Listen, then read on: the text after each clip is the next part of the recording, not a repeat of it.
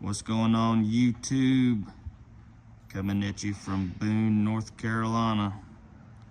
Wanted to show you my International 3600. It's a Thomas Vista edition, 1998. Got a little bit of some customary going on. It's going to show you guys. So we're in the Appalachian Mountains. We got to keep this thing running cool.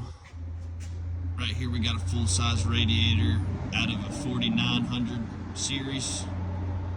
You want these full-size front-end radiators. The half-core radiators, they ain't really cut it as good. Another issue I was having, this tensioner right here,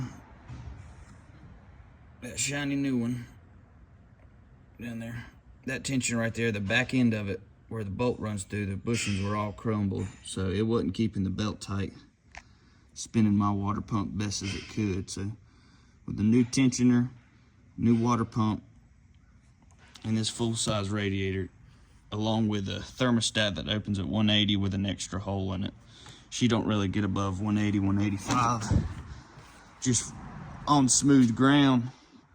And now you get to going up a mountain, it gets a little bit warmer, but that's how I like them, is running about 185, just so I got time before it gets warm. And this clutch fan's good, so clutch fan comes on. I'd seen online, somebody else had done this on a full-size 3800, full-size front end. I love these little dog houses. I mean, it's just easy to maneuver. You get into some tight spaces. But anyhow, I had to relocate this intercooler. So here's the factory piping, and it comes out from this side and runs in here and goes in the top. Well, I had to relocate it, and what it done is just welded a little beam across and bolted it on right here. Now it hangs down some. That was the only way I could see about doing it, unless I wanted it mounted on the outside and then run the pipes through these holes, which I just had to gap this bumper a little bit, put some longer bolts in there and some washers to get the bumper pulled out far enough to get it in there, and then it just runs down back to one side with some exhaust piping. Alright, so here we got some of the custom piping coming in on the side. Now the factory transmission cooler lines run into the bottom of this radiator, and they do a pretty good job, but I got me one of these coolers. I gotta get some different dash fittings to come in so they'll be matching the transmission lines. But I gotta get me some new lines, and I'm gonna have to get some custom links to tie in this cooler. Here they are coming out of the top of the transmission. Some models, they don't have temperature readings, and this right here is coming back into the transmission after it's been cooled, after it's been filtered, because there's a filter right there, comes back in. This is picking up on the temps, and I got on my cluster, I got a temperature trans reading. Well, on my 97, I don't have one of those, so on that model, when I do some upgrades like this, we're gonna have to add something similar to that plug right there. On the front of the bumper. What do you think? Huh? Think it's pretty cool? What? Buff? Yeah. Heck yeah.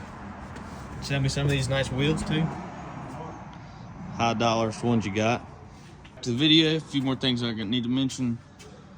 I had to use some other international hoses for that lower radiator.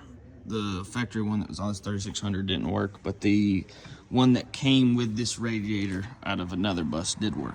I got this radiator basically on a purchase of the super cleanest 3800 GT466E I'd ever seen, and he gave it to me after I bought the bus, and then I sold the bus because it was just too heavy, too wide, too much bus for my operation up here in the mountains.